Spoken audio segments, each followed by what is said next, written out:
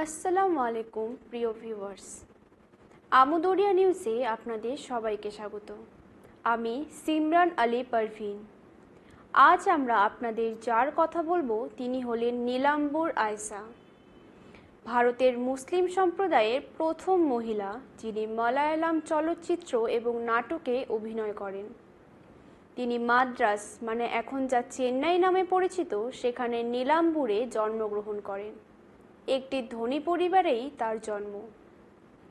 তিনি শিল্পকলায় অনেক আগ্রহী ছিলেন। মাত্র ১৩ বছর বয়সে ৪৭ বছর বয়সী একজনের সাথে তার বিয়ে হয়েছিল, কিন্তু বিয়ের ৫ দিন পরই তার বিয়ে কার্যত ভেঙে যায়। আয়েশা তার কর্মজীবন শুরু করেছিলেন একজন থিয়েটার শিল্পী হিসেবে। ১৯৫০-এর দশকে আয়েশা নাটকে অভিনয় শুরু করেন।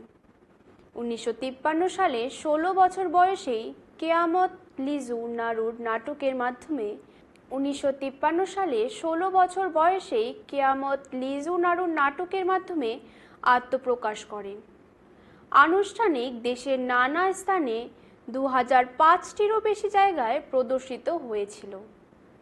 ১৯৬০ এবং ১৯৭০-এর দশকের শেষের দিকে মালায়ালাম চলচ্চিত্রের একজন সহায়ক অভিনেত্রী হিসেবে কাজ করেছিলেন।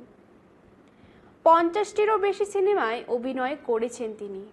১৯৬১ সালে রাজেন্দ্র পরিচালিত হিন্দি ছবি এলিফ্যান্ট কুইন দিয়ে বড় পর্দায় প্রবেশ করেন।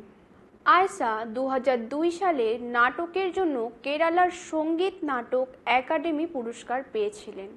২০১১ সালে ওমাক্কুইল পদুম্বলে তার ভূমিকার জন্য দ্বিতীয় সেরা অভিনেত্রীর জন্য কেরালা রাজ্য চলচ্চিত্র পুরস্কার জিতেছিলেন।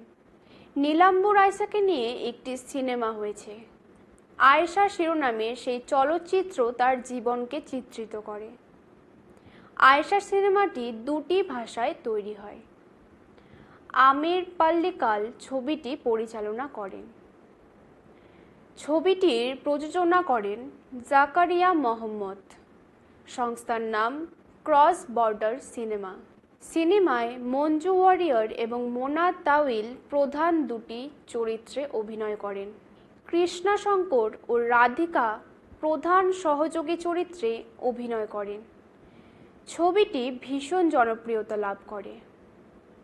আজ আপাতত এটুকুই। পরে আবার ফিরব এরকমই কোনো নারীর খবর নিয়ে। ধন্যবাদ।